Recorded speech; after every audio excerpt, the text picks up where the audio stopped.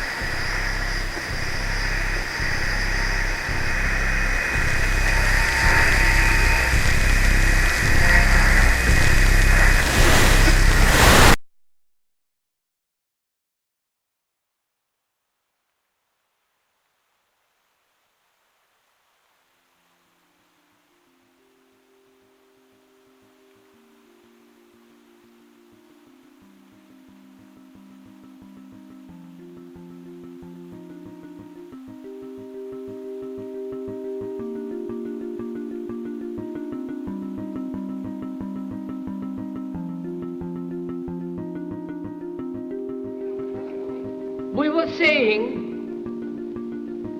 how very important it is to bring about in the human mind the radical revolution. The crisis is a crisis in consciousness,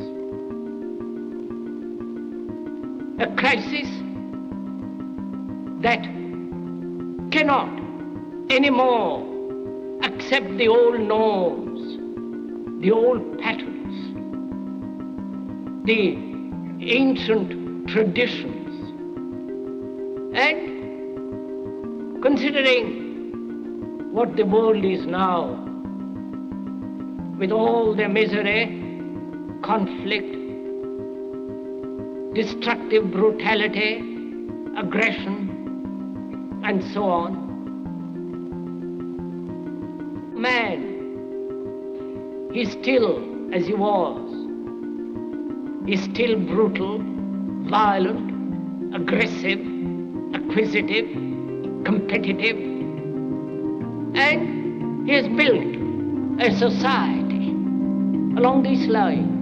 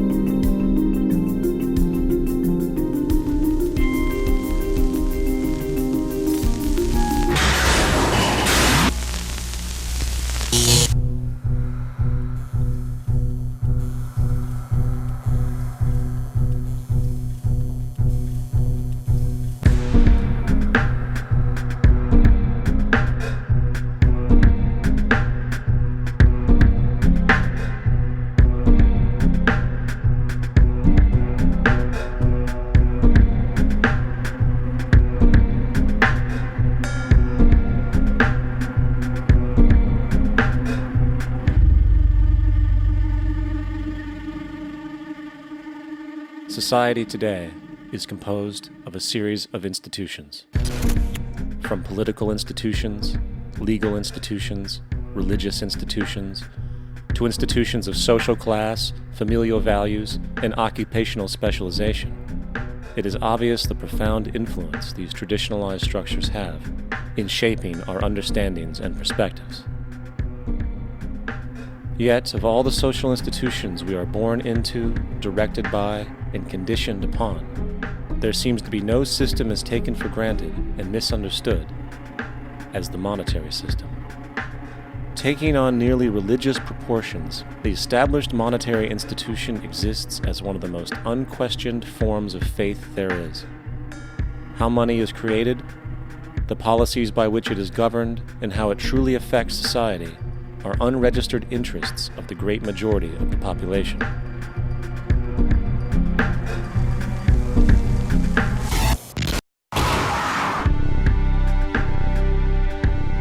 In a world where 1% of the population owns 40% of the planet's wealth, in a world where 34,000 children die every single day from poverty and preventable diseases, and where 50% of the world's population lives on less than $2 a day, one thing is clear: something is very wrong. And whether we are aware of it or not, the lifeblood of all of our established institutions, and thus society itself, is money. Therefore, understanding this institution of monetary policy is critical to understanding why our lives are the way they are.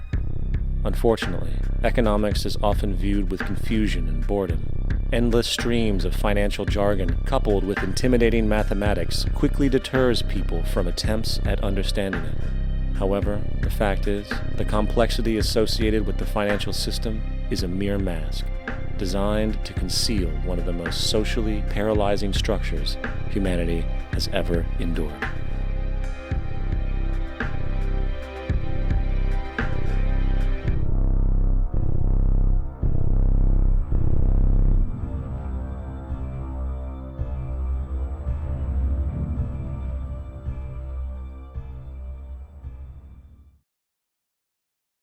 A number of years ago, the Central Bank of the United States, the Federal Reserve, produced a document entitled Modern Money Mechanics.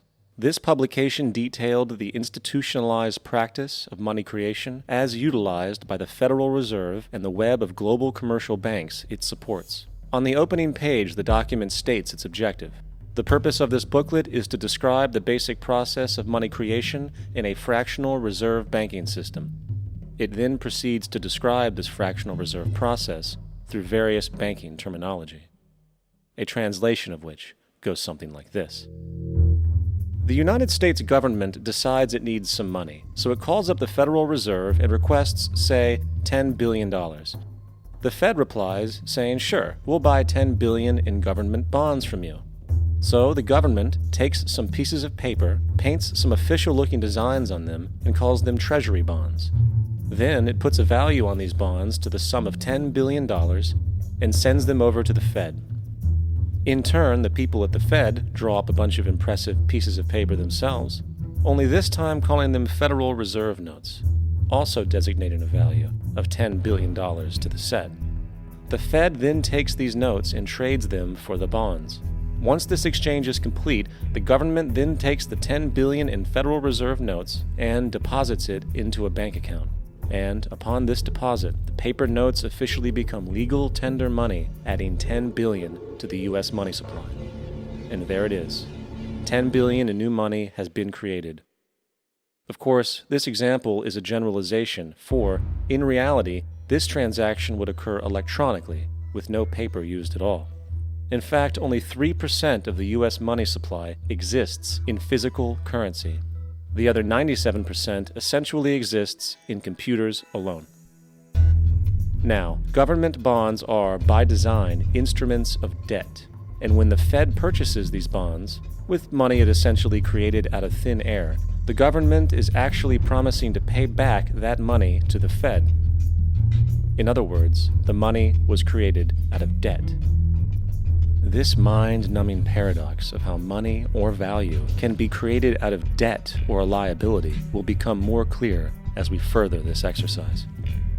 So, the exchange has been made and now $10 billion sits in a commercial bank account. Here's where it gets really interesting. For as based on the fractional reserve practice, that $10 billion deposit instantly becomes part of the bank's reserves, just as all deposits do. And regarding reserve requirements, as stated in Modern Money Mechanics, a bank must maintain legally required reserves equal to a prescribed percentage of its deposits. It then quantifies this by stating, under current regulations, the reserve requirement against most transaction accounts is 10%. This means that with a $10 billion deposit, 10%, or $1 billion, is held as the required reserve, while the other $9 billion is considered an excessive reserve and can be used as the basis for new loans. Now, it is logical to assume that this $9 billion is literally coming out of the existing $10 billion deposit. However, this is actually not the case. What really happens is that the $9 billion is simply created out of thin air on top of the existing $10 billion deposit. This is how the money supply is expanded. As stated in modern money mechanics, of course they, the banks, do not really pay out loans from the money they receive as deposits. If they did this, no additional money would be created. What they do when they make loans is to accept promissory notes, loan contracts, in exchange for credits, money, to the borrower's transaction accounts.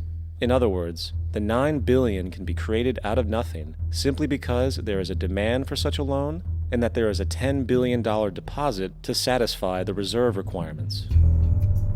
Now, let's assume that somebody walks into this bank and borrows the newly available $9 billion. They will then most likely take that money and deposit it into their own bank account. The process then repeats, for that deposit becomes part of the bank's reserves.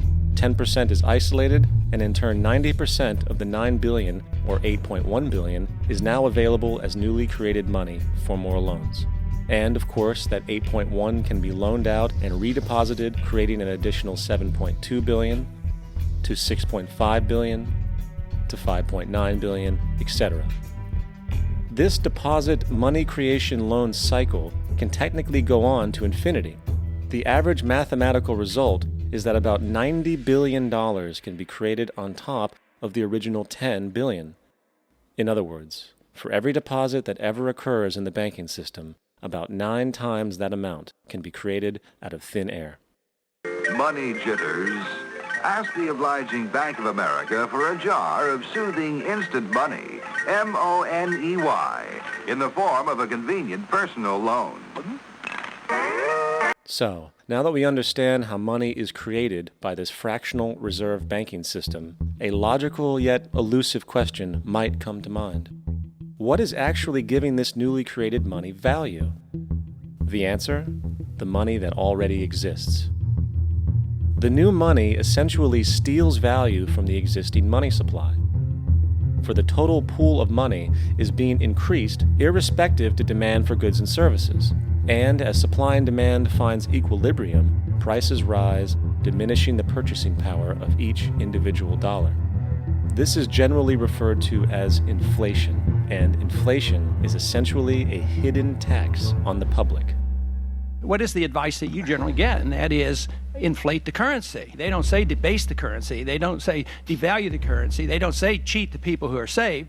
They say lower the interest rates. The real deception is when we distort the value of money. When we create money out of thin air, we have no savings, and yet there's so-called capital.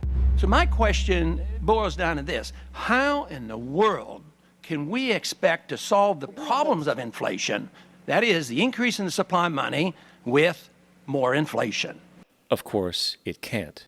The fractional reserve system of monetary expansion is inherently inflationary. For the act of expanding the money supply without there being a proportional expansion of goods and services in the economy will always debase a currency. In fact, a quick glance at the historical values of the US dollar versus the money supply reflects this point definitively, for the inverse relationship is obvious. $1 in 1913 required $21.60 in 2007 to match value. That is a 96% devaluation since the Federal Reserve came into existence. Now, if this reality of inherent and perpetual inflation seems absurd and economically self-defeating, hold that thought, for absurdity is an understatement in regard to how our financial system really operates. For in our financial system, money is debt. And debt is money. Here is a chart of the U.S. money supply from 1950 to 2006. Here is a chart of the U.S. national debt for the same period. How interesting it is that the trends are virtually the same. For the more money there is, the more debt there is. The more debt there is, the more money there is. To put it a different way, every single dollar in your wallet is owed to somebody by somebody. For remember, the only way the money can come into existence is from loans. Therefore, if everyone in the country were able to pay off all debts, including the government, there would not be $1 in circulation.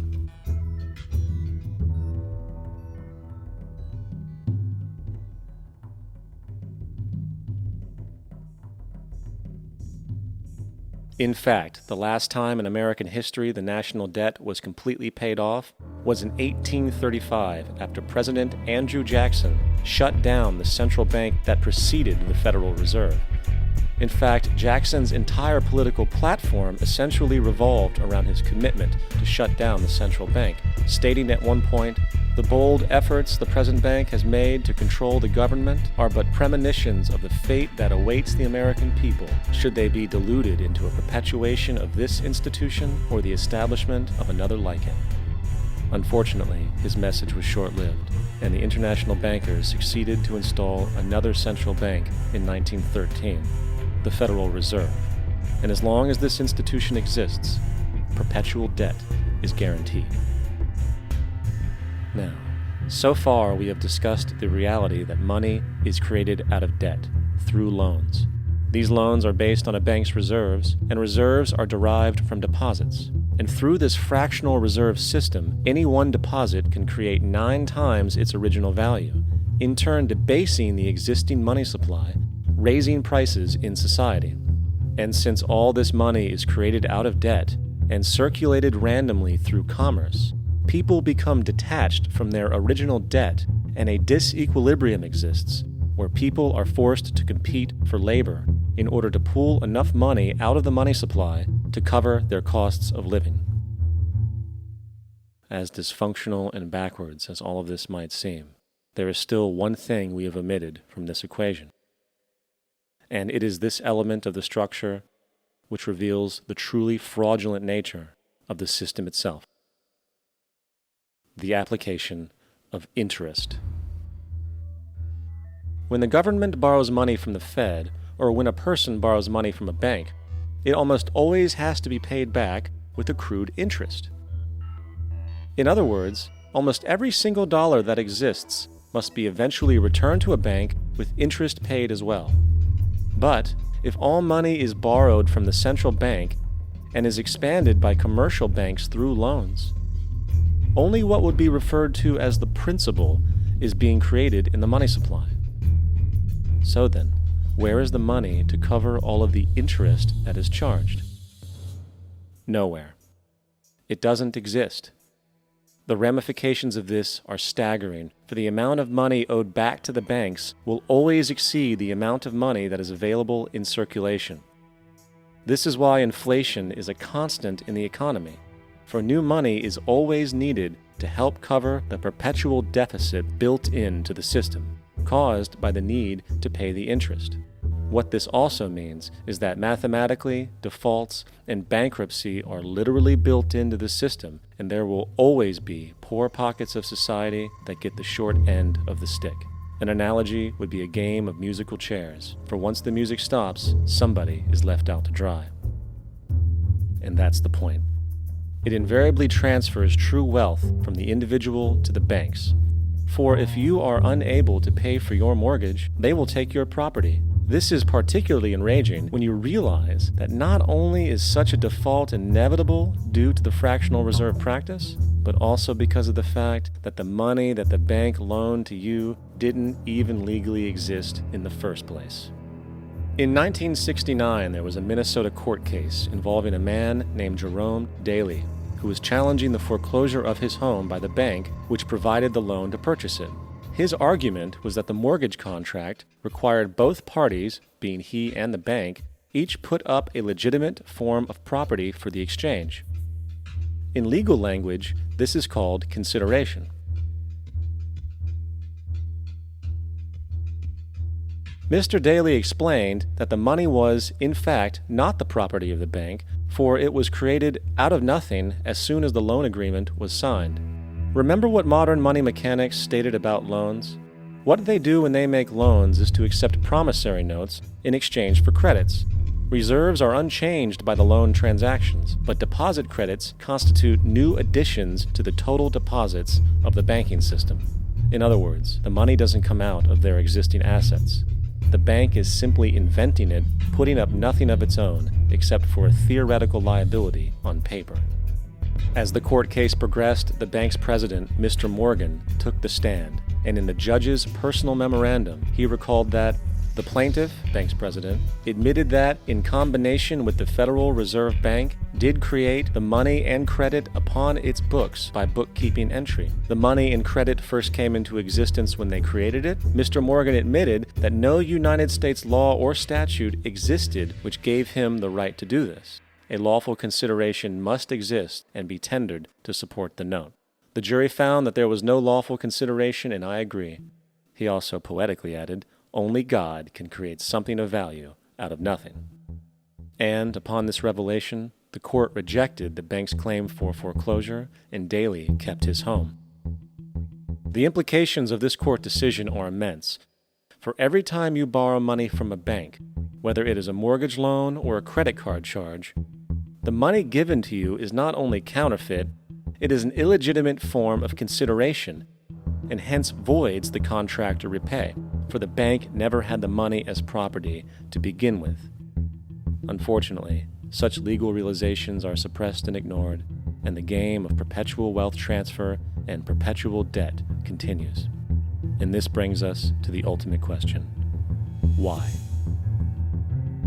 During the American Civil War, President Lincoln bypassed the high-interest loans offered by the European banks and decided to do what the Founding Fathers advocated, which was to create an independent and inherently debt-free currency.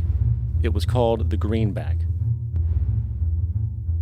Shortly after this measure was taken, an internal document circulated between private British and American banking interests stated, "Slavery is but the owning of labor and carries with it the care of laborers, while the European plan is that capital shall control labor by controlling wages. This can be done by controlling the money. It will not do to allow the greenback, as we cannot control that."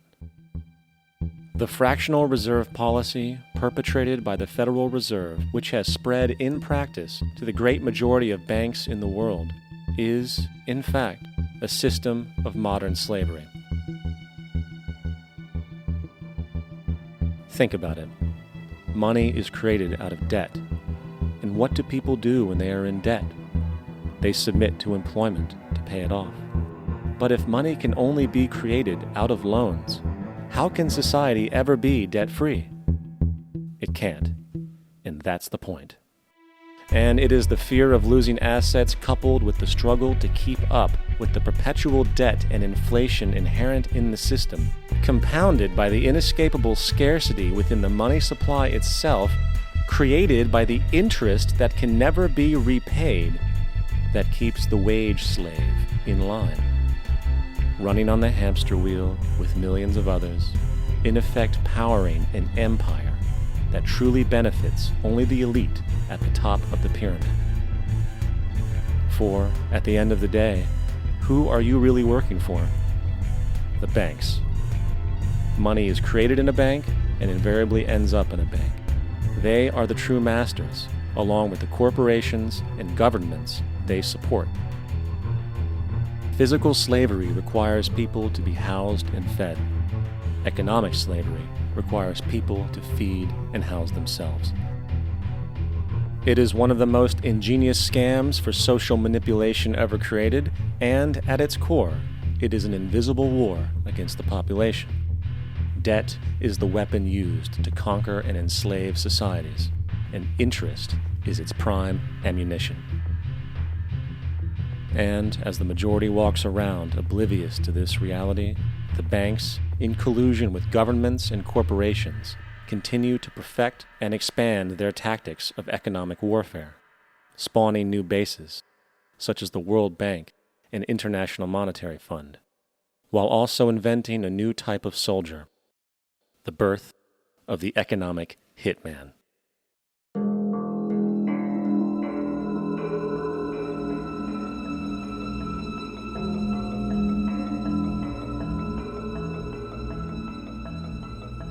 We economic hitmen really have been the ones responsible for creating this first truly global empire. And we work many different ways.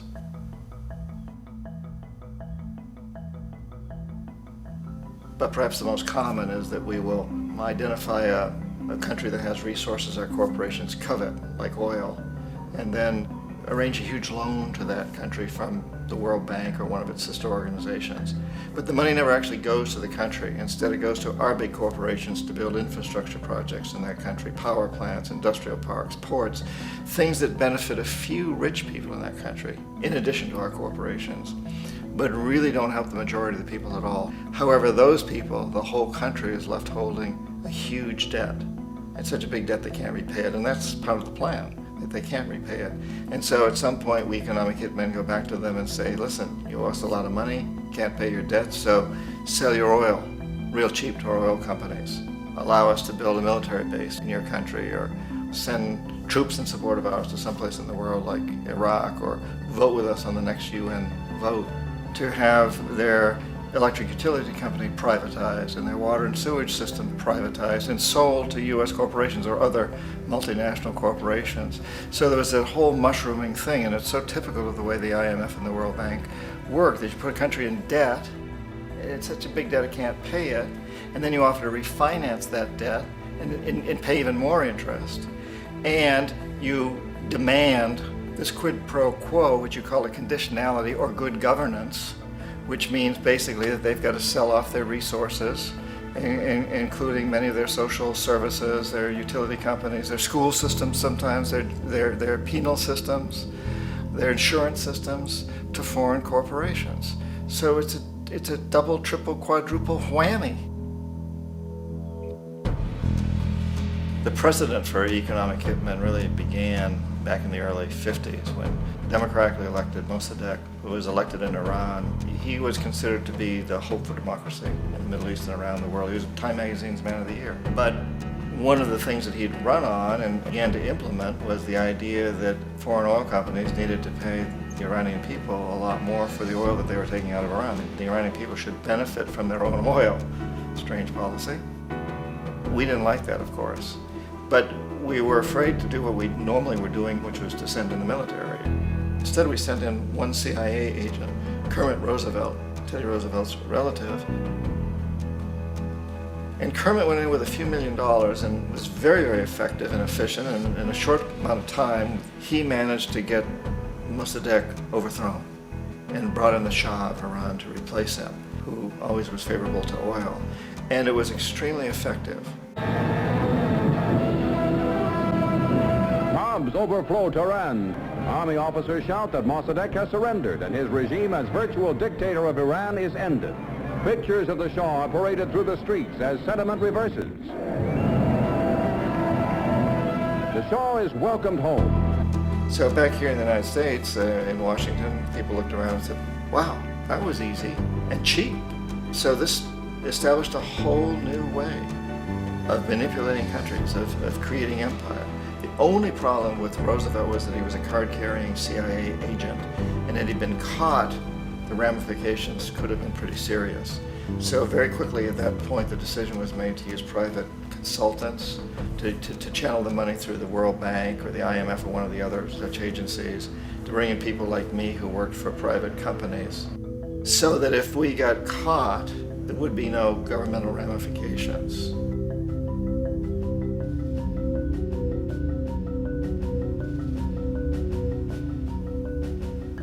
When Arbenz became president of Guatemala, the country was very much under the thumbs of United Fruit Company, the big international corporations. And Arbenz ran on this ticket that says, you know, we want to get the land back to the people. And once he took power, he was implementing policies that would do exactly that, give land rights back to the people. United Fruit didn't like that very much.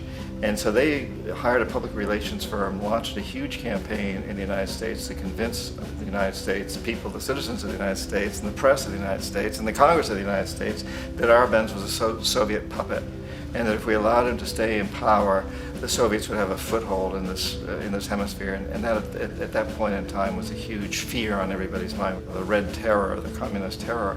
And so, to make a long story short, out of this public relations campaign came a commitment on the part of the CIA and the military to take this man out. And in fact, we did. We sent in planes, we sent in soldiers, we sent in jackals, we sent everything in to take him out, and did take him out. And as soon as he was removed from office, the new guy that took over after him basically reinstated everything to the big international corporations, including United Fruit.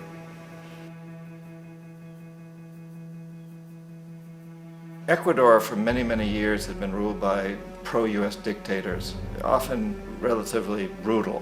Then it was decided that they were going to have a truly democratic election. Jaime Roldos ran for office. And his main goal, he said, as president would be to make sure that Ecuador's resources were used to help the people. And he won, overwhelming, by more votes than anybody had ever won anything in Ecuador. And he began to implement these policies to make sure that the profits from oil went to help the people. Well, we didn't like that in the United States. I was sent down as one of several economic hitmen to change Roldos, to corrupt him, to bring him around, to let him know, okay, you can get very rich, you and your family, if you play our game, but if you continue to try to keep these policies you've promised, you're going to go. He wouldn't listen. He was assassinated. As soon as the plane crashed, the whole area was cordoned off. The only people allowed in were U.S. military from a nearby base and some of the Ecuadorian military. When an investigation was launched, 2 of the key witnesses died in car accidents before they had a chance to testify. A lot of very, very strange things that went on around the assassination of Jaime Roldos. I, like most people who've really looked at this case, have absolutely no doubt that it was an assassination. And of course, in my position as an economic hitman, I was always expecting something to happen to Jaime, whether it be a coup or assassination, I wasn't sure, but that he would be taken down because he was not being corrupted. He would not allow himself to be corrupted the way we wanted to corrupt him.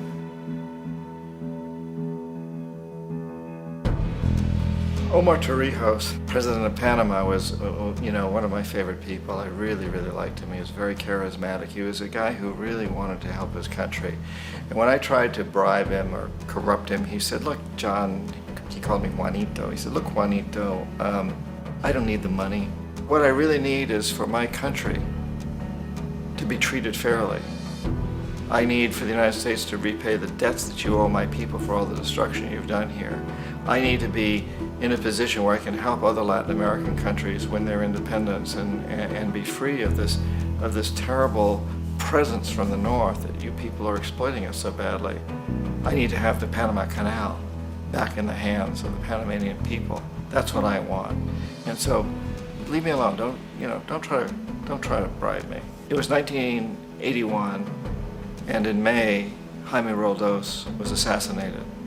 And Omar was very aware of this. Torrijos got his family together and he said, I'm probably next, but it's okay because I've done what I came here to do.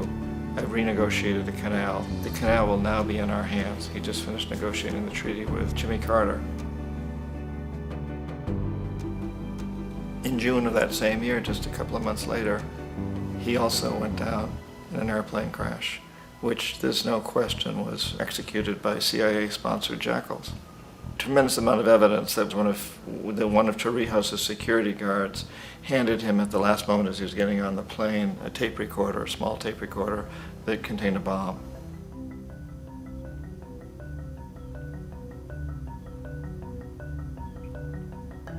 It is interesting to me how this system has continued pretty much the same way for years and years and years, except the economic hitmen have got better and better and better. Then we come up with, very recently, what happened in Venezuela.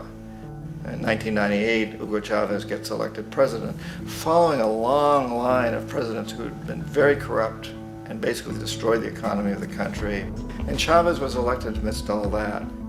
Chavez stood up to the United States, and he's done it primarily demanding that Venezuelan oil be used to help the Venezuelan people. Well, we didn't like that in the United States. So in 2002, a coup was staged, which there's no question in my mind, and most other people's minds, that the CIA was behind that coup.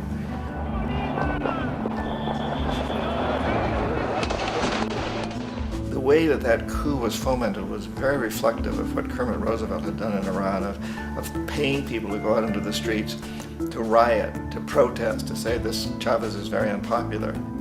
You know, if you can get a few thousand people to do that, television can make it look like it's the whole country, and things start to mushroom. Except in the case of Chavez, he was smart enough, and the people were so strongly behind him that they overcame it, which was a phenomenal moment in the history of Latin America.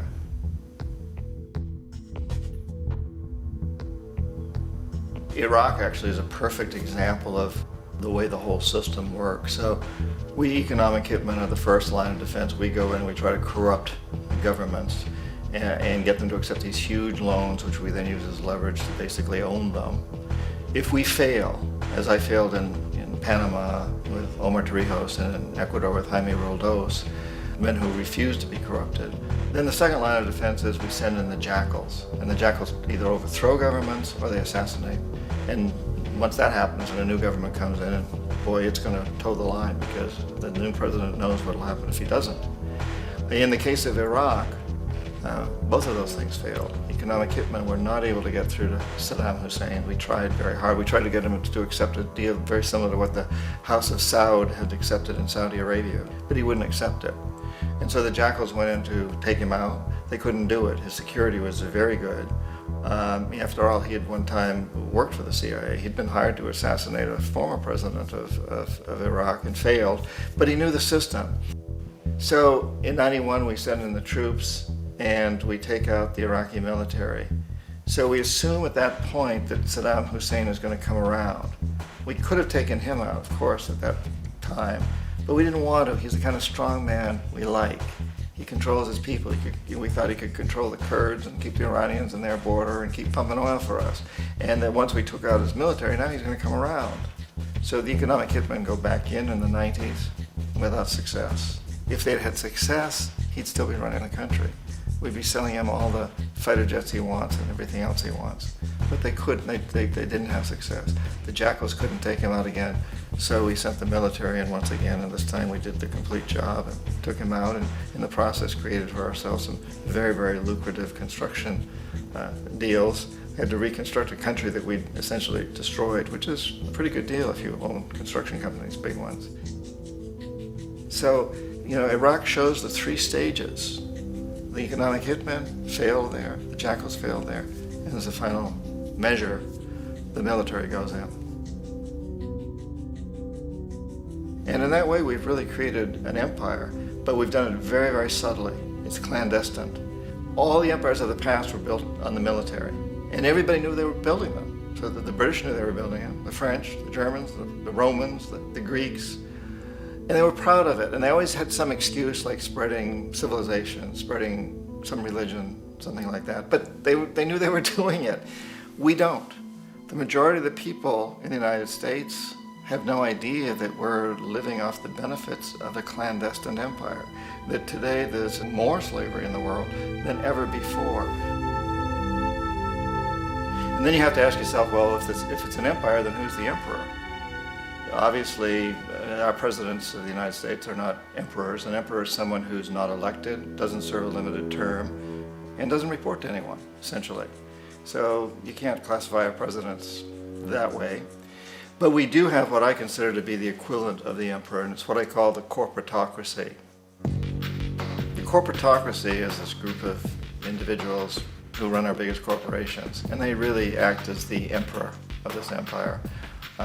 They control our media, either through direct ownership or advertising. They control most of our politicians because they finance their campaigns, either through their corporations or through personal contributions that come out of the corporations. They're not elected, they don't serve a limited term, they don't report to anybody. And at the very top of the corporatocracy, you really can't tell whether a person's working for a private corporation or the government because they're always moving back and forth. So, you know, you've got a guy who one moment is the president of a big construction company like Halliburton, and the next moment he's vice president of the United States, or the president who is in the oil business. And this is true whether you've got Democrats or Republicans in the office. You have the moving back and forth through the revolving door. And in a way, our government is invisible a lot of the time, and its policies are carried out by our corporations on one level or another. And then again, the policies of the government are basically forged by the corporatocracy and then presented to the government. They become government policy. So it's an incredibly cozy relationship. This isn't a conspiracy theory type of thing. These people don't have to get together and plot to do things. They all basically work under one primary assumption, and that is that they must maximize profits regardless of the social and environmental costs.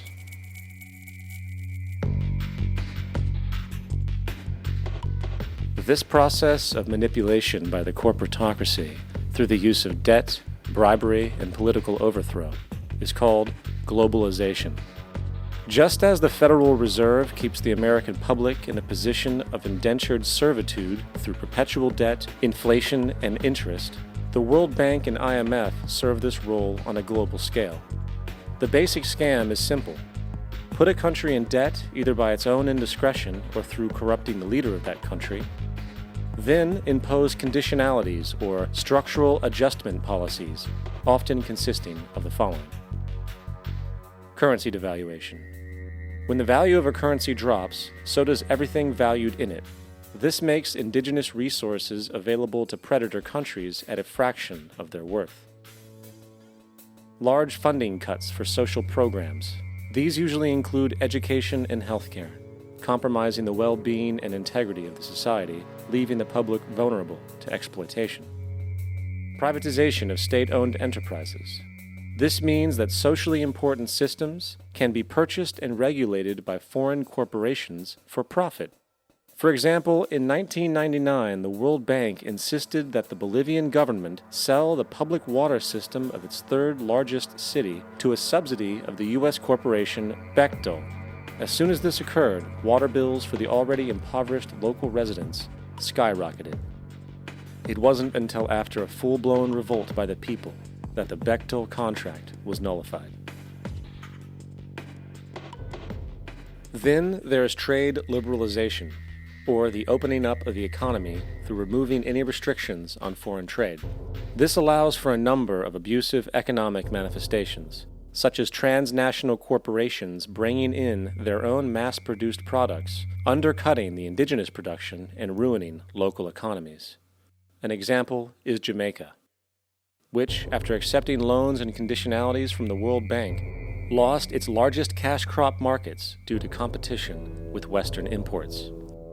Today, countless farmers are out of work, for they are unable to compete with the large corporations. Another variation is the creation of numerous seemingly unnoticed, unregulated, inhumane sweatshop factories, which take advantage of the imposed economic hardship. Additionally, due to production deregulation, environmental destruction is perpetual, as a country's resources are often exploited by the indifferent corporations while outputting large amounts of deliberate pollution. The largest environmental lawsuit in the history of the world today is being brought on behalf of 30,000 Ecuadorian Amazonian people against Texaco, which is now owned by Chevron. So today it's against Chevron, but for activities conducted by Texaco. Estimated to be more than 18 times what the Exxon Valdez dumped into the coast of Alaska. In the case of Ecuador, it wasn't an accident. The oil companies did it intentionally. They knew they were doing it to save money out there rather than arranging for a proper disposal. Furthermore, a cursory glance at the performance record of the World Bank reveals that the institution, which publicly claims to help poor countries develop and alleviate poverty, has done nothing but increase poverty and the wealth gap, while corporate profits soar. In 1960, the income gap between the fifth of the world's people in the richest countries versus the fifth in the poorest countries was 30-1. By 1998, it was 74-1. While global GNP rose 40% between 1970 and 1985, those in poverty actually increased by 17%. While from 1985 to 2000, those living on less than $1 a day increased by 18%. Even the Joint Economic Committee of the U.S. Congress admitted that there is a mere 40% success rate of all World Bank projects. In the late 1960s, the World Bank intervened in Ecuador with large loans. During the next 30 years, poverty grew from 50% to 70%. Under or unemployment grew from 15 to 70%. Public debt increased from $240 million to $16 billion, while the share of resources allocated to the poor went from 20% to 6%. In fact, by the year 2000, 50% of Ecuador's national budget had to be allocated for paying its debts. It is important to understand the World Bank is, in fact, a U.S. bank, supporting U.S. interests. For the United States holds veto power over decisions, as it is the largest provider of capital. And where did it get this money? You guessed it. It made it out of thin air through the fractional reserve banking system. Of the world's top 100 economies, as based on annual GDP, 51 are corporations, and 47 of that 51 are U.S.-based. Walmart, General Motors, and Exxon are more economically powerful than Saudi Arabia, Poland, Norway, South Africa, Finland, Indonesia, and many others. And as protective trade barriers are broken down, currencies tossed together and manipulated in floating markets, and state economies overturned in favor of open competition and global capitalism, the empire expands. You get up on your little 21-inch screen and howl about America and democracy. There is no America. There is no democracy. There is only IBM and ITT and AT&T and DuPont, Dow, Union Carbide, and Exxon. Those are the nations of the world today. What do you think the Russians talk about in their councils of state? Karl Marx? They get out their linear programming charts, statistical decision theories, Minimax solutions, and compute the price-cost probabilities of their transactions and investments, just like we do. We no longer live in a world of nations and ideologies, Mr. Beale. The world is a college of corporations, inexorably determined by the immutable bylaws of business. The world is a business, Mr. Beale.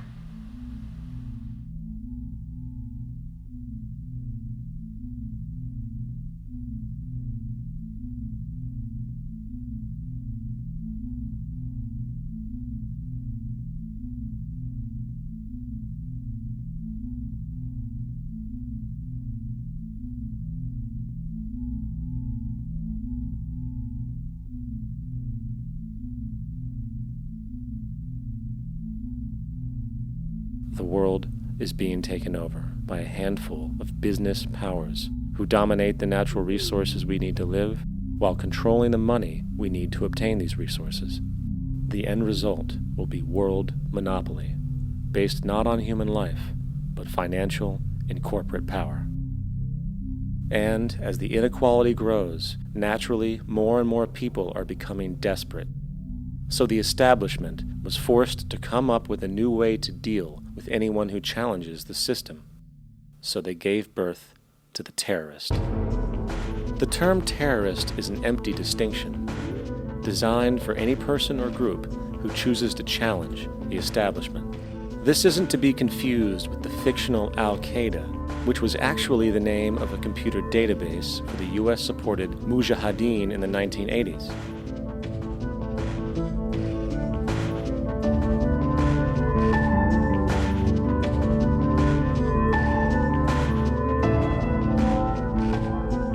In 2007, the Department of Defense received $161.8 billion for the so-called global war on terrorism. According to the National Counterterrorism Center, in 2004, roughly 2,000 people were killed internationally due to supposed terrorist acts.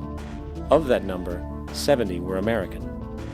Using this number as a general average, which is extremely generous, It is interesting to note that twice as many people die from peanut allergies a year than from terrorist acts. Concurrently, the leading cause of death in America is coronary heart disease, killing roughly 450,000 each year. And in 2007, the government's allocation of funds for research on this issue was about $3 billion. This means that the U.S. government in 2007 spent 54 times the amount for preventing terrorism than it spent for preventing a disease which kills 6,600 times more people annually than terrorism does. Yet, as the name terrorism and Al-Qaeda are arbitrarily stamped on every news report relating to any action taken against U.S. interests, the myth grows wider. In mid-2008, the U.S. Attorney General actually proposed that the U.S. Congress officially declare war against the fantasy. Not to mention, as of July 2008, there are now over 1 million people currently on the U.S. terrorist watch list. These so-called counterterrorism measures, of course, have nothing to do with social protection, and everything to do with preserving the establishment amongst the growing anti-American sentiment both domestically and internationally, which is legitimately founded on the greed-based corporate empire expansion that is exploiting the world.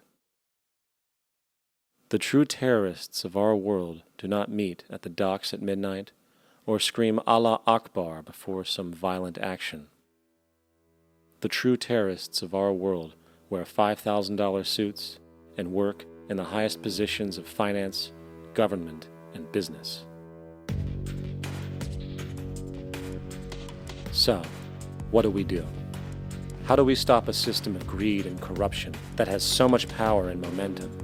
How do we stop this aberrant group behavior which feels no compassion for, say, the millions slaughtered in Iraq and Afghanistan, so the corporatocracy can control energy resources and opium production for Wall Street profit?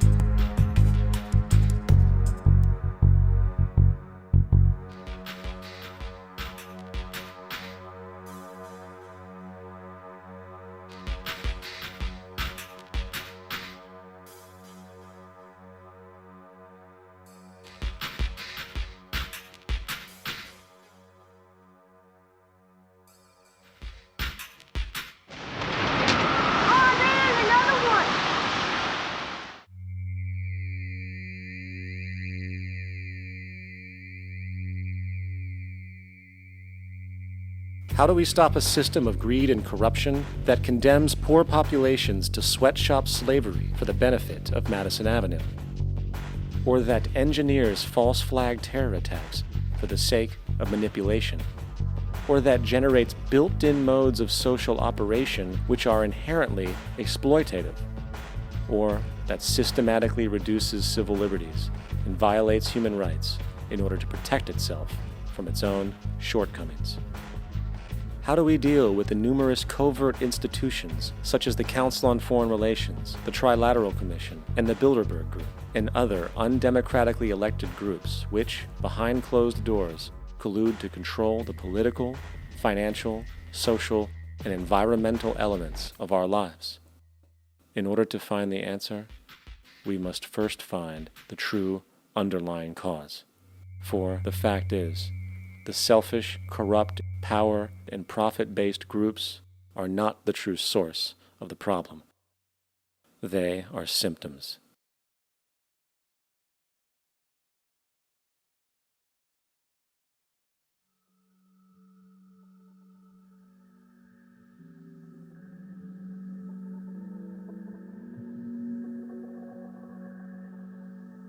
My name is Jock Fresco. I'm an industrial designer and a social engineer. I'm very much interested in society and developing a system that might be sustainable for all people. First of all, the word corruption is a monetary invention. That aberrant behavior that's disruptive to the well-being of people, while you're dealing with human behavior. And human behavior appears to be environmentally determined, meaning if you were raised by the Seminole Indians as a baby, never saw anything else, you'd hold that value system. And this goes for nations, it goes for individuals, for families.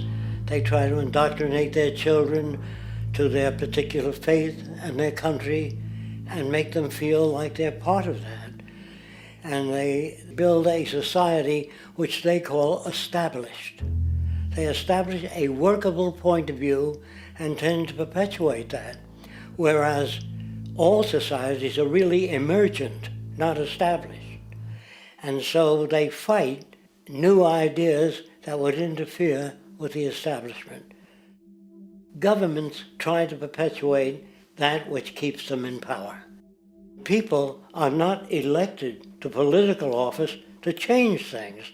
They're put there to keep things the way they are. So you see, the basis of corruption is in our society. Let me make it clear. All nations, then, are basically corrupt because they tend to uphold existing institutions. I don't mean to uphold or downgrade all nations, but communism, socialism, fascism, the free enterprise system, and all other subcultures are the same. They are all basically corrupt. The most fundamental characteristic of our social institutions is the necessity for self-preservation. Whether dealing with a corporation, a religion, or a government, the foremost interest is to preserve the institution itself. For instance, the last thing an oil company would ever want is the utilization of energy that was outside of its control, for it makes that company less relevant to society. Likewise, the Cold War and the collapse of the Soviet Union was, in reality, a way to preserve and perpetuate the established economic and global hegemony of the United States. Similarly, religions condition people to feel guilty for natural inclinations, each claiming to offer the only path to forgiveness and salvation. At the heart of this institutional self-preservation lies the monetary system, for it is money that provides the means for power and survival. Therefore, just as a poor person might be forced to steal in order to survive, it is a natural inclination to do whatever is needed to continue an institution's profitability. This makes it inherently difficult for profit-based institutions to change, for it puts in jeopardy not only the survival of large groups of people, but also the coveted materialistic lifestyles associated with affluence and power. Therefore, the paralyzing necessity to preserve an institution, regardless of its social relevance, is largely rooted in the need for money or profit.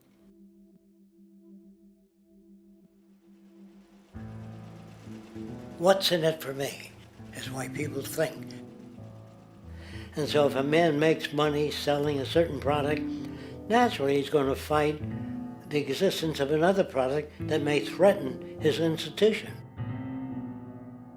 Therefore, people cannot be fair, and people do not trust each other. A guy will come over to you and say, I got just the house you're looking for. He's a salesman. When a doctor says, I think your kidney has to come out, I don't know if he's trying to pay off a yacht or whether my kidney has to come out. It's hard in a monetary system to trust people. If you came into my store and I said, this lamp that I've got is pretty good, but the lamp next door is much better, I wouldn't be in business very long. It wouldn't work. If I were ethical, it wouldn't work. So when you say industry cares for people, that's not true. They can't afford to be ethical. So your system is not designed to serve the well-being of people. If you still don't understand that, there would be no outsourcing of jobs if they cared about people. Industry does not care. They only hire people because it hasn't been automated yet. So don't talk about decency and ethics. We cannot afford it and remain in business.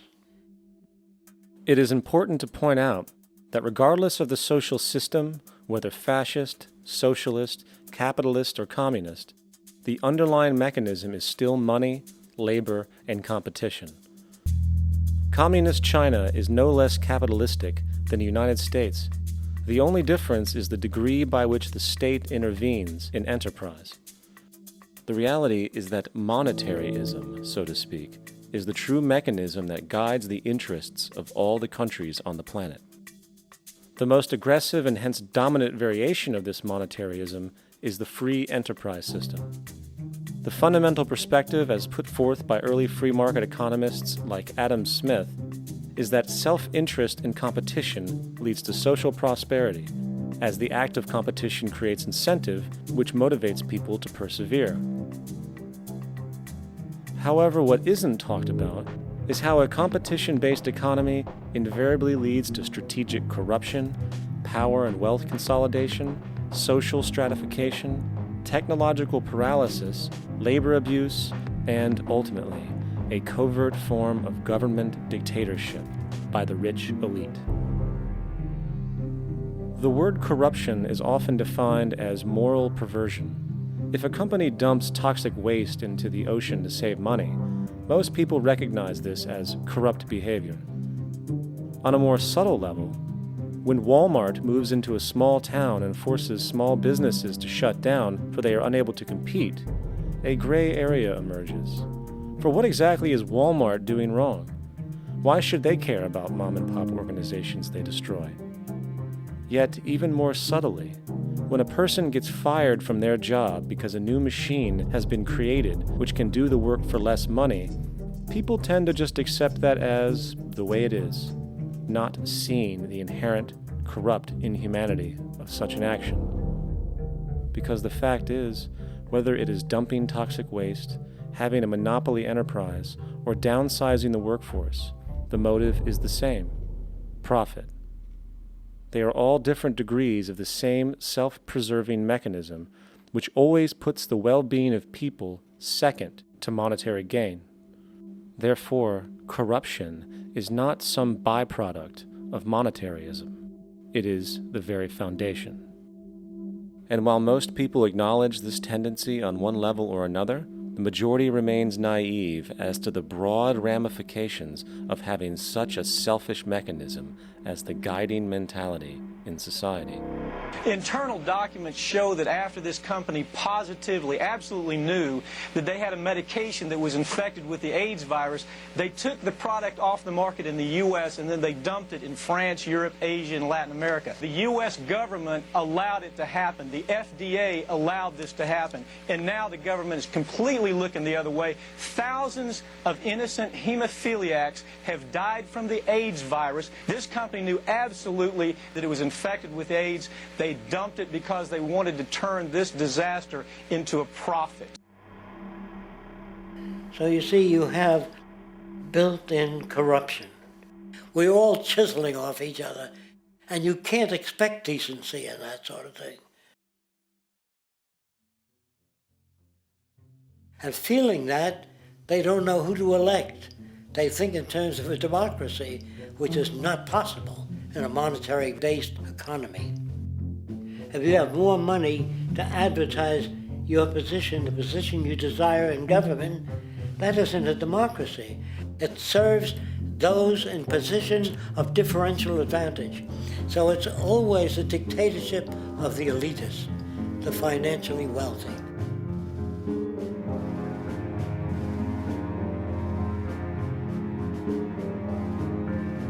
It is an interesting observation to note how seemingly unknown personalities magically appear on the scene as presidential candidates.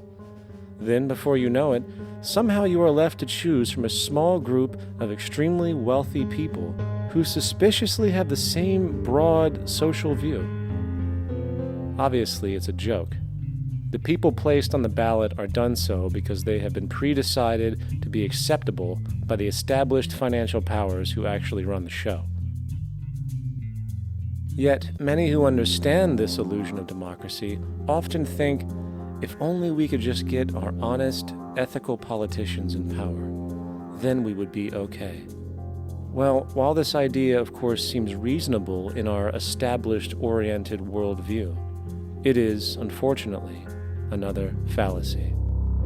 For when it really comes down to what is actually important, the institution of politics, and thus politicians themselves, have absolutely no true relevance as to what makes our world and society function. It's not politicians that can solve problems. They have no technical capabilities. They don't know how to solve problems. Even if they were sincere, they don't know how to solve problems. It's the technicians that produce the desalination plants. It's the technicians that give you electricity, that give you motor vehicles, that heat your house and cool it in the summertime. It's technology that solves problems, not politics. Politics cannot solve problems because they're not trained to do so. Very few people today stop and consider what it is that actually improves their lives.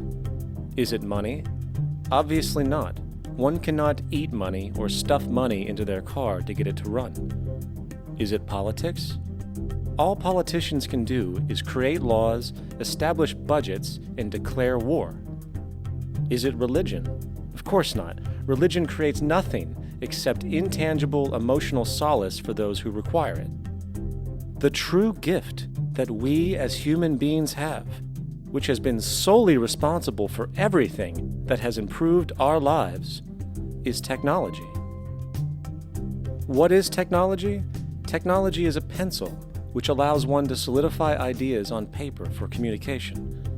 Technology is an automobile which allows one to travel faster than feet would allow. Technology is a pair of eyeglasses which enables sight for those who need it. Applied technology itself is merely an extension of human attributes which reduces human effort, freeing humans from a particular chore or problem.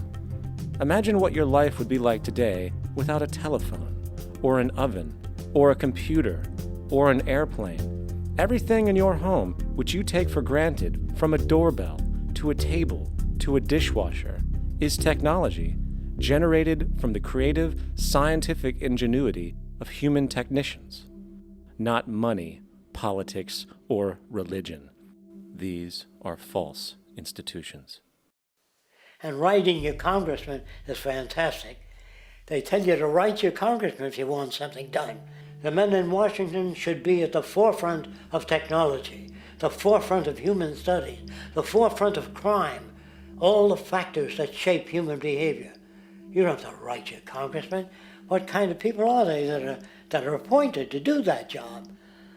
The future will have great difficulty. And the question that's raised by politicians is, how much will a project cost? The question is not how much will it cost. Do we have the resources? And we have the resources today to house everyone, build hospitals all over the world, build schools all over the world, the finest equipment and labs for teaching and doing medical research. So you see, we have all that, but we're in a monetary system. And in a monetary system, there's profit. And what is the fundamental mechanism that drives the profit system besides self-interest? What is it exactly that maintains that competitive edge at its core? Is it high efficiency and sustainability? No, that isn't part of their design. Nothing produced in our profit-based society is even remotely sustainable or efficient. If it was, there wouldn't be a multi-million-dollar-a-year service industry for automobiles, nor would the average lifespan for most electronics be less than 3 months before they're obsolete. Is it abundance? Absolutely not. Abundance, as based on the laws of supply and demand, is actually a negative thing. If a diamond company finds 10 times the usual amount of diamonds during their mining, it means the supply of diamonds has increased, which means the cost and profit per diamond drops. The fact is, efficiency, sustainability, and abundance are enemies of profit. To put it into a word, it is the mechanism of scarcity that increases profits. What is scarcity? Based on keeping products valuable. Slowing up production on oil raises the price. Maintaining scarcity of diamonds keeps the price high. They burn diamonds at the Kimberley diamond mines. They're made of carbon. That keeps the price up. So then, what does it mean for society when scarcity, either produced naturally or through manipulation, is a beneficial condition for industry? It means that sustainability and abundance will never ever occur in a profit system, for it simply goes against the very nature of the structure. Therefore, it is impossible to have a world without war or poverty. It is impossible to continually advance technology to its most efficient and productive states. And, most dramatically, it is impossible to expect human beings to behave in truly ethical or decent ways.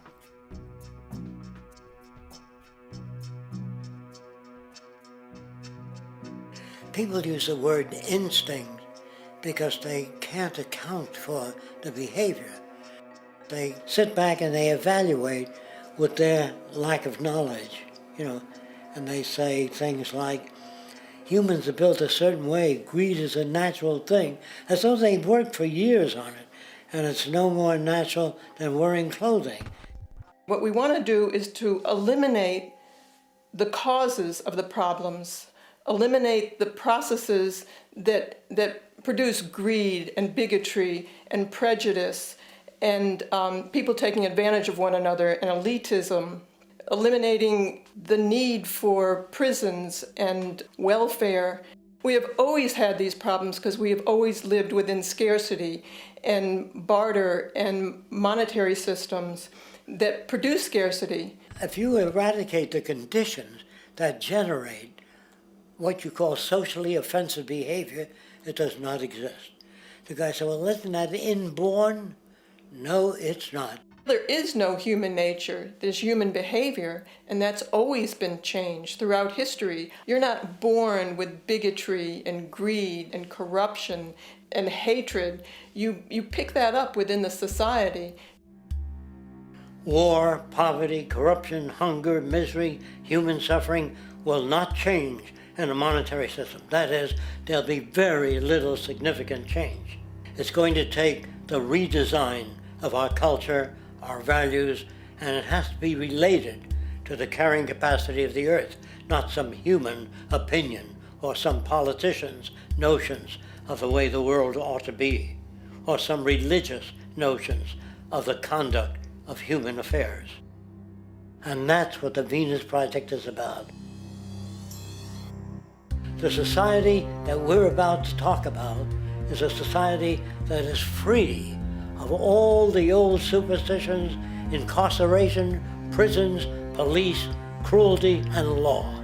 All laws will disappear, and the professions will disappear that are no longer valid, such as stockbrokers, bankers, advertising, gone forever, because it's no longer relevant. When we understand that it is technology devised by human ingenuity which frees humanity and increases our quality of life, we then realize that the most important focus we can have is on the intelligent management of the Earth's resources. For it is from these natural resources we gain the materials to continue our path of prosperity. Understanding this, we then see that money fundamentally exists as a barrier to these resources, for virtually everything has a financial cost. And why do we need money to obtain these resources? Because of real or assumed scarcity. We don't usually pay for air and tap water because it is in such high abundance, selling it would be pointless. So then, logically speaking, if resources and technologies applicable to creating everything in our societies, such as houses, cities, and transportation, were in high enough abundance, there would be no reason to sell anything. Likewise, if automation and machinery was so technologically advanced as to relieve human beings of labor, there would be no reason to have a job.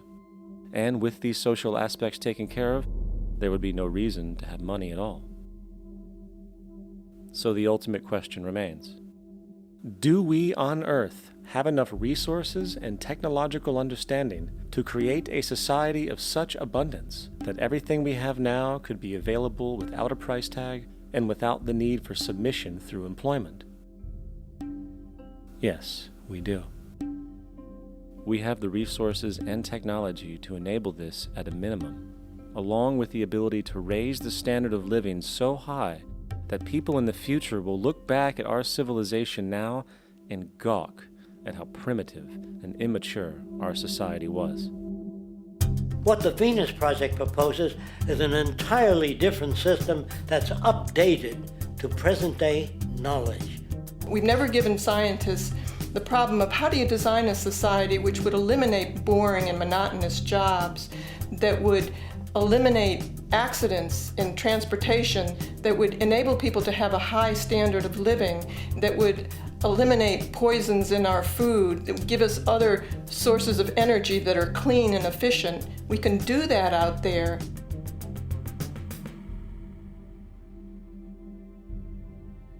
The major difference between a resource-based economy and a monetary system is that a resource-based economy is really concerned with people and their well-being, where a monetary system has become so distorted that the concerns of the people are really secondary, if they're there at all.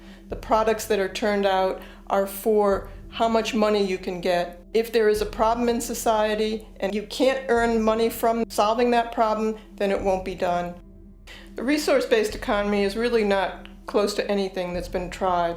And with all our technology today, we can create abundance. It could be used to improve everyone's lifestyle. Abundance all over the world if we use our technology wisely and maintain the environment. It's a very different system, and it's very hard to talk about because the public is not that well enough informed as to the state of technology.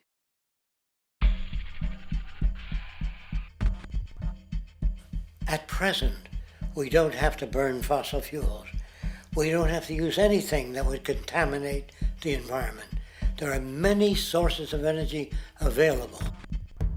Alternative energy solutions pushed by the establishment, such as hydrogen, biomass, and even nuclear, are highly insufficient, dangerous, and exist only to perpetuate the profit structure that industry has created.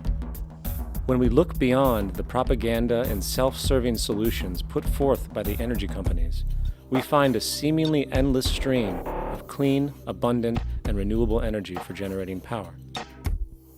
Solar and wind energy are well known to the public, but the true potential of these mediums remains unexpressed.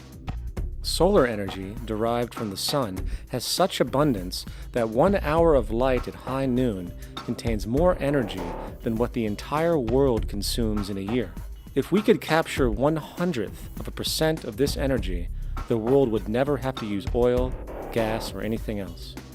The question then is not availability, but the technology to harness it. And there are many advanced mediums today which could accomplish just that, if they were not hindered by the need to compete for market share with the established energy power structures. Then there's wind energy. Wind energy has long been denounced as weak, and due to being location-driven, impractical. This is simply not true. The U.S. Department of Energy admitted in 2007 that if wind was fully harvested in just 3 of America's 50 states, it could power the entire nation.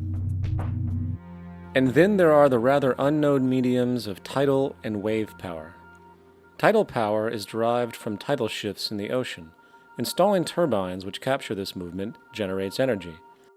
In the United Kingdom, 42 sites are currently noted as available, forecasting that 34% of all the UK's energy could come from tidal power alone. Wave power, which extracts energy from the surface motions of the ocean, is estimated to have a global potential of up to 80,000 terawatt-hours a year. This means 50% of the entire planet's energy usage could be produced from this medium alone.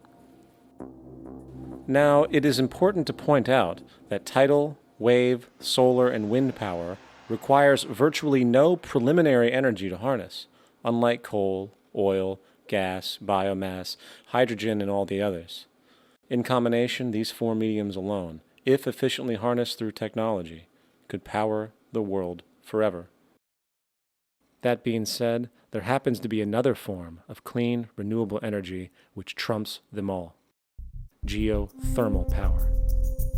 Geothermal energy utilizes what is called heat mining, which, through a simple process using water, is able to generate massive amounts of clean energy. In 2006, an MIT report on geothermal energy found that 13,000 zettajoules of power are currently available in the Earth, with the possibility of 2,000 zettajoules being easily tappable with improved technology. The total energy consumption of all the countries on the planet is about half of a zettajoule a year. This means about 4,000 years of planetary power could be harnessed in this medium alone. And when we understand that the Earth's heat generation is constantly renewed, this energy is really limitless and could be used forever. These energy sources are only a few of the clean, renewable mediums available, and as time goes on, we will find more. The grand realization is that we have total energy abundance without the need for pollution, traditional conservation, or in fact, a price tag. And what about transportation? The prevailing means of transportation in our societies is by automobile and aircraft, both of which predominantly need fossil fuels to run. In the case of the automobile, the battery technology needed to power an electric car that can go over 100 miles an hour for over 200 miles on one charge exists, and has existed for many years. However, due to battery patents controlled by the oil industry, which limits their availability to maintain market share, coupled with political pressure from the energy industry, the accessibility and affordability of this technology is limited. There is absolutely no reason other than pure, corrupt profit interest that every single vehicle in the world cannot be electric and utterly clean, with zero need for gasoline. As far as airplanes, it is time we realize that this means of travel is inefficient, cumbersome, slow, and causes far too much pollution. This is a maglev train. It uses magnets for propulsion. It is fully suspended by a magnetic field and requires less than 2% of the energy used for plane travel. The train has no wheels, so nothing can wear out. The current maximum speed of versions of this technology, as used in Japan, is 361 miles per hour. However, this version of the technology is very dated. An organization called ET3, which has connections with the Venus Project, has established a tube-based maglev that can travel up to 4,000 miles per hour in a motionless, frictionless tube, which can go over land or underwater. Imagine going from LA to New York for an extended lunch break, or from Washington, D.C. to Beijing, China in 2 hours. This is the future of continental and intercontinental travel, fast, clean, with only a fraction of the energy usage we use today for the same means. In fact, between maglev technology, advanced battery storage, and geothermal energy, there would be no reason to ever burn fossil fuels again. And we can do this now if we were not held back by the paralyzing profit structure. Now, America is inclined toward fascism. It has a propensity by its dominant philosophy and religion to uphold the fascist point of view. American industry is essentially a fascist institution. If you don't understand that, the minute you punch that time clock, you walk into a dictatorship. We're given notions about the respectability of work, and I really look at it as being paid slavery. They're brought up to believe that you shall earn your living by the sweat of your brow. That holds people back, freeing people from drudgery, repetitive jobs which make them ignorant. You rob them. In our society, that is a resource-based economy, machines free people. You see, we can't imagine that because we've never known that kind of world. If we look back at history, we see a very clear pattern of machine automation slowly replacing human labor. From the disappearance of the elevator man to the near full automation of an automobile production plant, the fact is, as technology grows, the need for humans in the workforce will continually be diminished. This creates a serious clash, which proves the falseness of the monetary-based labor system. for human employment is in direct competition with technological development.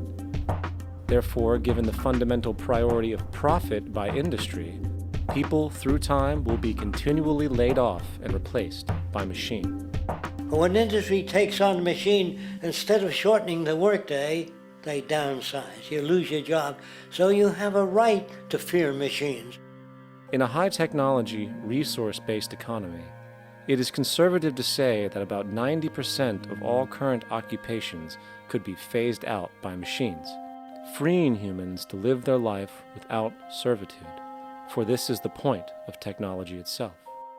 And through time, with nanotechnology and other highly advanced forms of science, it is not far-fetched to see how even complex medical procedures could be performed by machines as well, and based on the pattern, with much higher success rates than humans get today.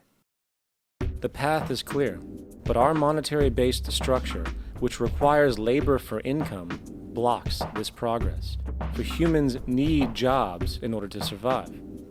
The bottom line is that this system must go, or we will never be free, and technology will be constantly paralyzed. When you have machines that clean out sewers, it frees a human being from doing that. So look at machines as extensions of human performance. Furthermore, many occupations today will have simply no basis to exist in a resource-based economy, such as anything associated with the management of money, advertising, along with the legal system itself. For without money, a great majority of the crimes that are committed today would never occur. Virtually all forms of crime are a consequence of the monetary system, either directly or by neuroses inflicted through financial deprivation. Therefore, laws themselves could eventually become extinct. Instead of putting up a sign, drive carefully, slippery when wet, put abrasive in the highway so it's not slippery when wet. And if a person gets in a car that's drunk and the car oscillates a great deal, there's a little pendulum that swings up and back, and that'll pull the car over to the side. Not a law solution. Put sonar and radar in automobiles so they can't hit one another. Man-made laws are attempts to deal with occurring problems, and not knowing how to solve them, they make a law. In the United States, the most privatized, capitalist country on the planet, it should come as no surprise that it also has the largest prison population in the world, growing every year. Statistically, most of these people are uneducated and come from poor, deprived societies. And, contrary to propaganda, it is this environmental conditioning which lures them into criminal and violent behavior. However, society looks the other way in regard to this point. The legal and prison systems are just more examples of how our society avoids examining the root causes of behavior. Billions are spent each year on prisons and police, while only a fraction is spent on programs for poverty, which is one of the most fundamental variables responsible for crime to begin with. And as long as we have an economic system which prefers and in fact creates scarcity and deprivation, crime will never go away.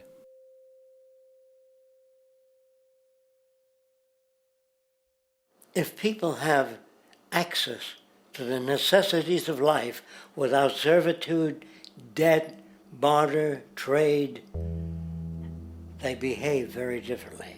You want all these things available without a price tag. Now then, you gotta have a price tag. Well, what'll motivate people? Man gets everything he wants, he just lay around in the sun. This is the myth they perpetuate. People in our culture are trained to believe that the monetary system produces incentive. If they have access to things, why should they want to do anything? They will lose their incentive. That's what you're taught to support the monetary system. When you take money out of the scenario, there would be different incentives, very different incentives. When people have access to the necessities of life, their incentives change. What about the moon and the stars? New incentives arise. If you make a painting that you enjoy, you will enjoy giving it to other people, not selling it.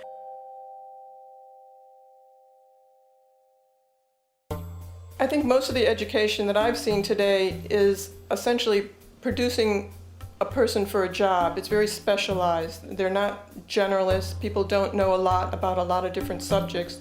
I don't think you could get people to go to war if they knew a lot about a lot of things. I think education is mostly rote, and they're not taught how to solve problems. They're not given the tools emotionally or within their own field of how to do critical thinking. A resource-based economy, the education would be very different. Our society's major concern is mental development and to motivate each person to their highest potential. Because our philosophy is the smarter people are, the richer the world, because everybody becomes a contributor. The smarter your kids are, the better my life will be, because they'll be contributing more constructively to the environment and to my life, because everything that we devise within a resource-based economy would be applied to society. There would be nothing to hold it back. Patriotism, weapons, armies, navies, all that is a sign that we're not civilized yet. Kids will ask their parents, didn't you see the necessity of machines? Dad, couldn't you see that war was inevitable when you produce scarcity? Isn't it obvious? Of course the kid will understand that you were pinheads, raised merely to serve the established institutions. We're such an abominable, sick society that we won't make the history book. They just say that large nations took land from smaller nations, used force and violence. You'll get history talked about as corrupt behavior all the way along until the beginning of the civilized world. That's when all the nations work together. World unification, working toward common good for all human beings, and without anyone being subservient to anyone else, without social stratification, whether it be technical elitism or any other kind of elitism, eradicated from the face of the earth.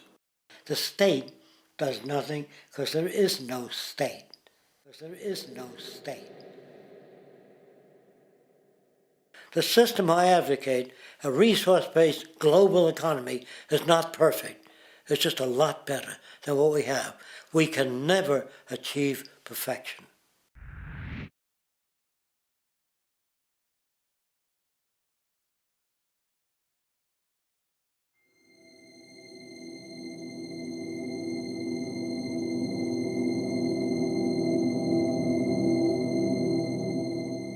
The social values of our society, which has manifested in perpetual warfare, corruption, oppressive laws, social stratification, irrelevant superstitions, environmental destruction, and a despotic, socially indifferent, profit-oriented ruling class, is fundamentally the result of a collective ignorance of two of the most basic insights humans can have about reality: the emergent and symbiotic aspects of natural law. The emergent nature of reality is that all systems, whether it is knowledge, society, technology, philosophy, or any other creation, will, when uninhibited, undergo fluid, perpetual change. What we consider commonplace today, such as modern communication and transportation, would have been unimaginable in ancient times. Likewise, the future will contain technologies, realizations, and social structures that we cannot even fathom in the present.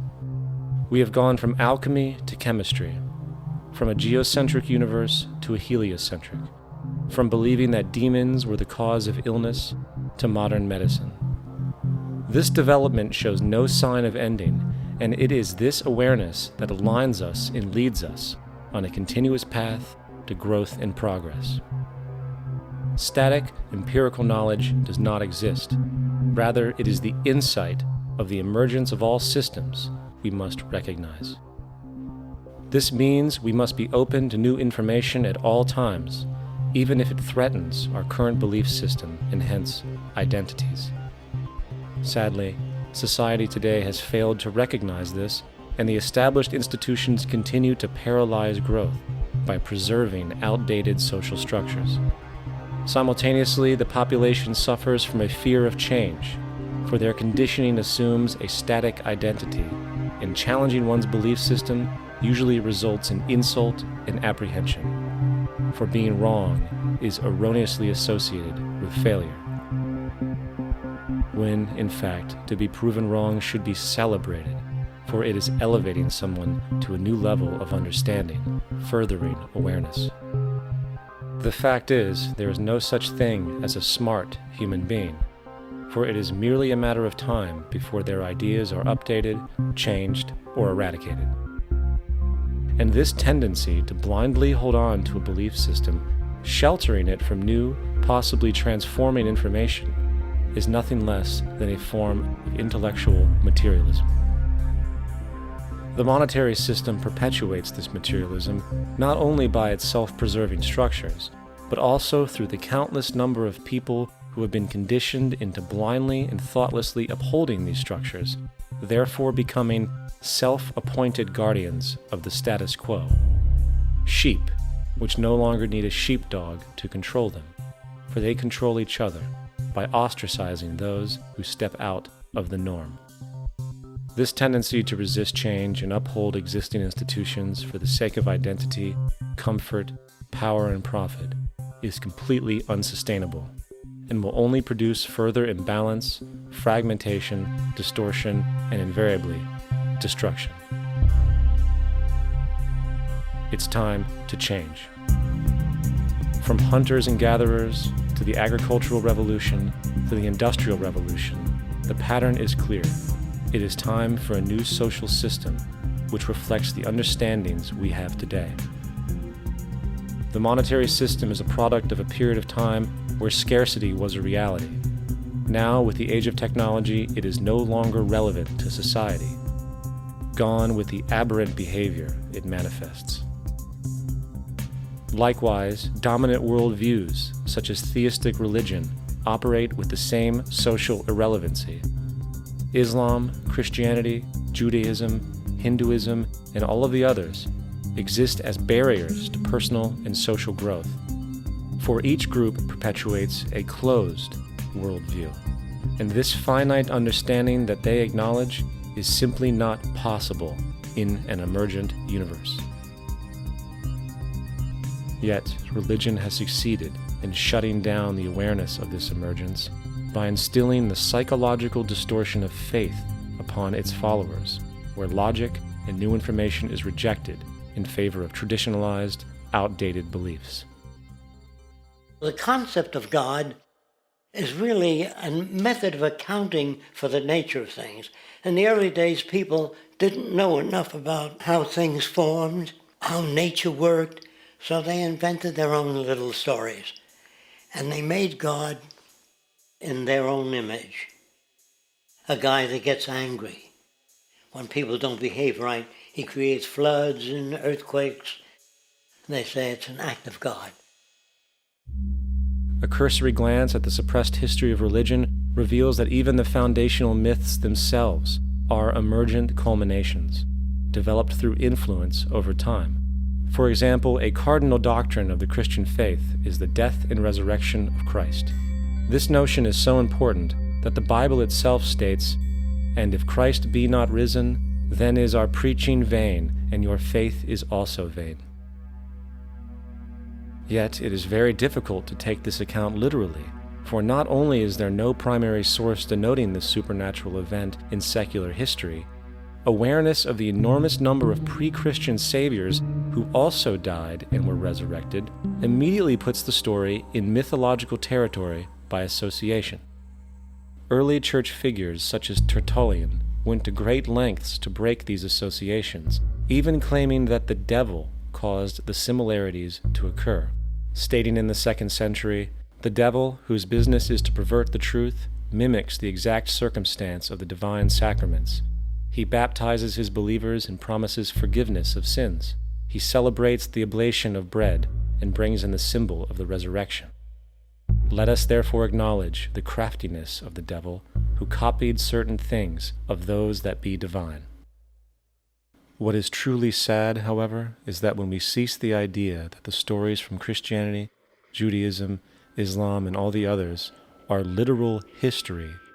and accept them for what they really are, which are purely allegorical expressions derived from many faiths, we see that all religions share a common thread, and it is this unifying imperative that needs to be recognized and appreciated.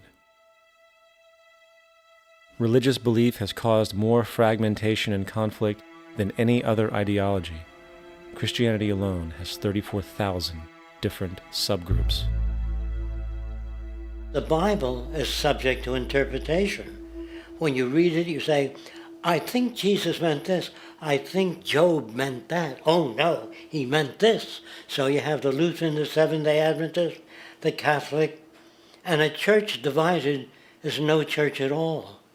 And a church divided is no church at all. And this point on division, which is a trademark of all theistic religions, brings us to our second failure of awareness, the false assumption of separation through the rejection of the symbiotic relationship of life. Apart from the understanding that all natural systems are emergent, where all notions of reality will be constantly developed, altered, and even eradicated, we must also understand that all systems are, in fact, invented fragments, merely for the sake of conversation. For there is no such thing as independence in nature. The whole of nature is a unified system of interdependent variables, each a cause and a reaction, existing only as a concentrated whole. You don't see the plug connected to the environment, so it looks like we're free, wandering around. Take the oxygen away, we all die immediately. Take plant life away, we die. And without the sun, all the plants die. So we are connected. We really must take into account the totality. This isn't just a human experience on this planet. This is a total experience. And we know we can't survive without plants and animals. We know we can't survive without the four elements, you know. And so when are we going to really start taking that into account? That's what it is to be successful. Success depends on how well we relate to everything around us. I'm very aware of the fact that my grandson cannot possibly hope to inherit a sustainable, peaceful, stable, socially just world unless every child today growing up in Ethiopia, in Indonesia, in Bolivia, in Palestine, in Israel also has that same expectation. You got to take care of the whole community or you're going to have serious problems. And now we have to see that the whole world is the community, and we must all take care of each other that way. And it's not just a community of human beings, it's a community of plants and animals and elements. And we really need to understand that. That's what's going to bring us joy too, and pleasure. That's what's missing in our lives right now. We can call it spirituality, but the fact of the matter is joy comes from that bliss of connectedness. That's our God spirit. That's that side of ourselves that really feels it. And you can feel it deep inside you. It's this amazing, wonderful feeling. And you know it when you get it. You don't get it from money. You get it from connection. Now, if that isn't a hazard to this country, how are we going to keep building nuclear weapons? You know what I mean? What's going to happen to the arms industry when we realize we're all one? It's going to fuck up the economy. The economy that's fake anyway. The economy that's fake anyway. The economy that's fake anyway. The economy that's fake anyway. The economy that's fake anyway. Which would be a real bummer. You can see why the government's cracking down on the idea of experiencing unconditional love.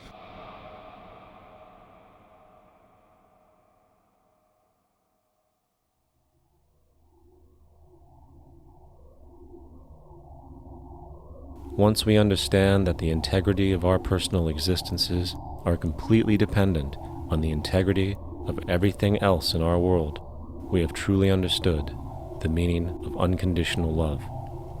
For love is extensionality, and seeing everything as you and you as everything can have no conditionalities. For, in fact, we are all everything at once. If it's true that we're all from the center of a star, every atom in each of us from the center of a star, then we're all the same thing. Even a Coke machine or a cigarette butt in the street in Buffalo is made out of atoms that came from a star. They've all been recycled thousands of times, as have you and I. And therefore, it's only me out there. So what is there to be afraid of? What is there that needs solace-seeking? Nothing. There's nothing to be afraid of because it's all us. The trouble is we have been separated by being born and given a name and an identity and being individuated. We've been separated from the oneness, and that's what religion exploits, that people have this yearning to be part of the overall one again. So they exploit that. They call it God. They say he has rules. And I think it's cruel. I think you can do it absent religion.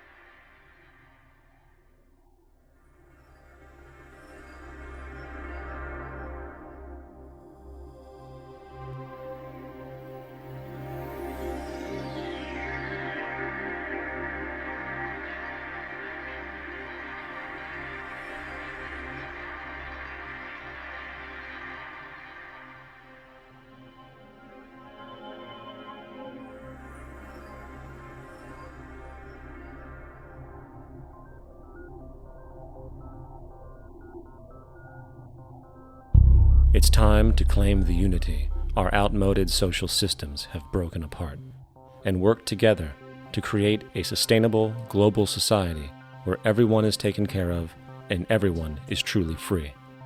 Your personal beliefs, whatever they may be, are meaningless when it comes to the necessities of life. Every human being is born naked, needing warmth, food, water, shelter. Everything else is auxiliary. Therefore, the most important issue at hand is the intelligent management of the Earth's resources. This can never be accomplished in a monetary system, for the pursuit of profit is the pursuit of self-interest, and therefore imbalance is inherent. Simultaneously, politicians are useless, for our true problems in life are technical, not political.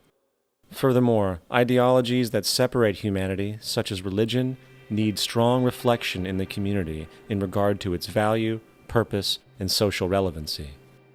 Hopefully, through time, religion will lose its materialism and basis in superstition and move into the useful field of philosophy. The fact is, society today is backwards, with politicians constantly talking about protection and security rather than creation, unity, and progress. The U.S. alone now spends about $500 billion annually on defense. That is enough to send every high school senior in America to a 4-year college. In the 1940s, the Manhattan Project produced the first true weapon of mass destruction. This program employed 130,000 people at an extreme financial cost. Imagine what our life would be like today if that group of scientists, instead of working on a way of killing people, worked on a way to create a self-sustaining, abundant world. Life today would be very, very different if that was their goal. Instead of weapons of mass destruction, it is time to unleash something much more powerful. Weapons of mass creation. Our true divinity is in our ability to create, and armed with the understanding of the symbiotic connections of life, while being guided by the emergent nature of reality, there is nothing we cannot do or accomplish. Of course, we face strong barriers in the form of established power structures that refuse to change. At the heart of these structures is the monetary system. As explained earlier, the fractional reserve policy is a form of slavery through debt, where it is literally impossible for society to be free. In turn, free market capitalism in the form of free trade uses debt to imprison the world and manipulate countries into subservience to a handful of large business and political powers. Apart from these obvious amoralities, the system itself is based on competition, which immediately destroys the possibility of large-scale collaborations for the common good, hence paralyzing any attempt at true global sustainability. These financial and corporate structures are now obsolete, and they must be outgrown. Of course, we cannot be naive enough to think that the business and financial elite are going to subscribe to this idea, for they will lose power and control. Therefore, peaceful yet highly strategic action must be taken. The most powerful course of action is simple. We have to alter our behavior to force the power structure to the will of the people. We must stop supporting the system. The only way the establishment will change is by our refusal to participate, while continuously acknowledging its endless flaws and corruptions. They're not going to give up the monetary system because of our designs of what we recommend.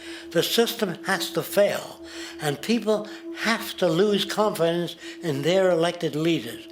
That will be a major turning point if the Venus Project is offered as a possible alternative.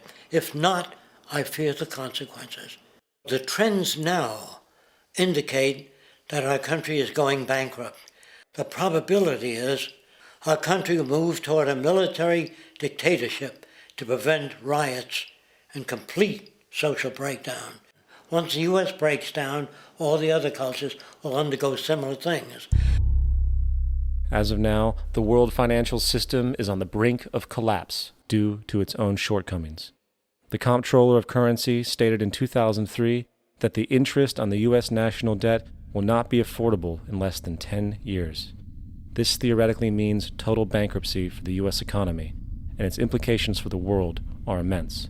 In turn, the fractional reserve-based monetary system is reaching its theoretical limits of expansion, and the banking failures you are seeing are just the beginning.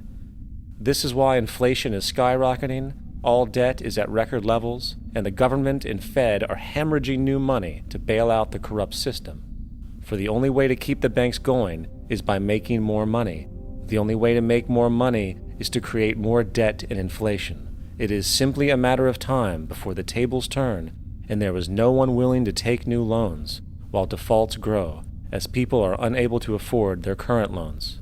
Then the expansion of money will stop, and contraction will begin on a scale never before seen, ending a century-long pyramid scheme. This has already begun.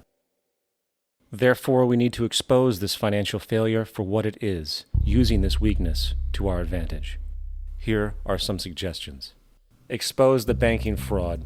Citibank, JP Morgan Chase, and Bank of America are the most powerful controllers within the corrupt Federal Reserve System.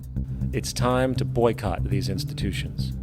If you have a bank account or a credit card with any of them, move your money to another bank. If you have a mortgage, refinance with another bank. If you own their stock, sell it. If you work for them, quit. This gesture will express contempt for the true powers behind the private banking cartel known as the Federal Reserve, and create awareness about the fraud of the banking system itself. 2. Turn off the TV news. Visit the emerging independent news agencies on the internet for your information. CNN, NBC, ABC, Fox, and all the others present all news pre-filtered to maintain the status quo. With 4 corporations owning all major media outlets, objective information is impossible.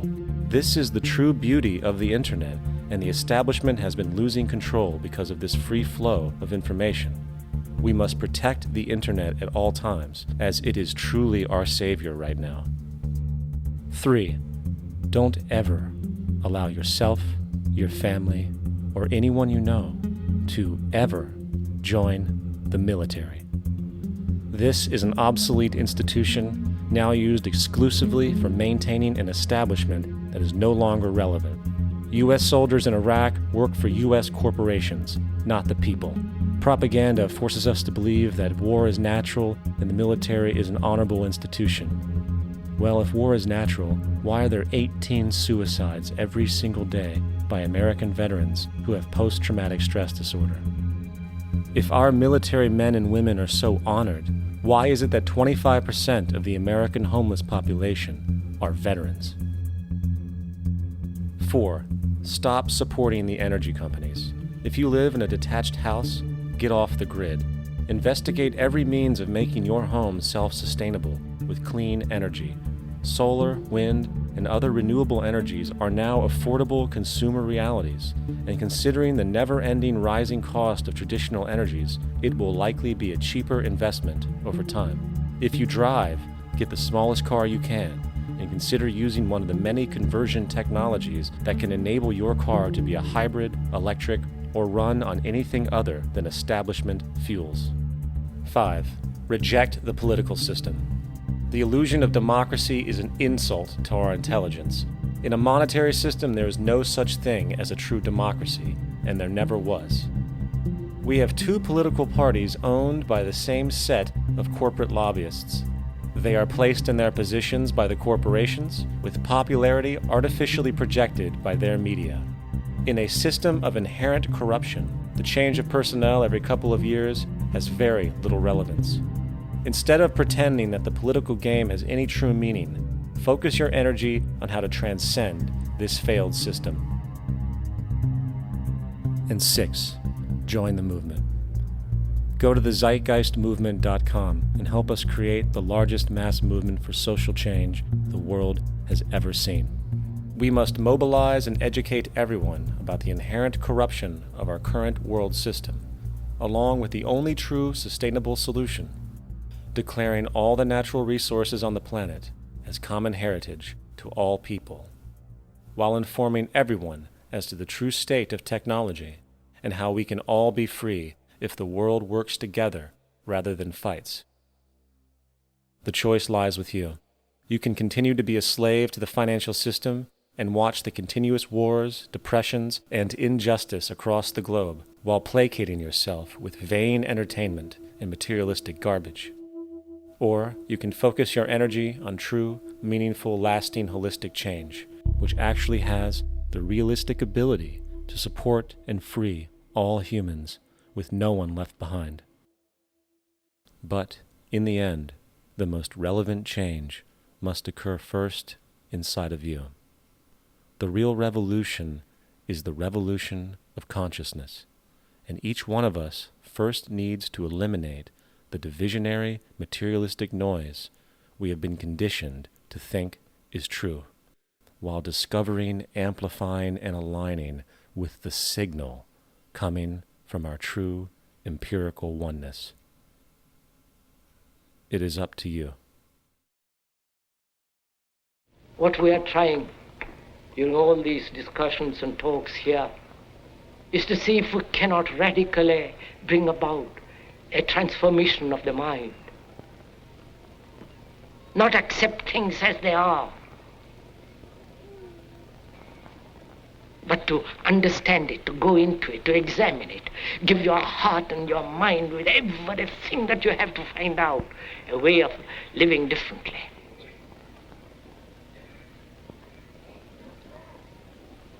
But that depends on you and not somebody else. Because in this there is no teacher, no pupil, there is no leader, there is no guru, there is no master, no savior. You yourself are the teacher and the pupil, you are the master, you are the guru, you are the leader. You are everything. And to understand is to transform what is.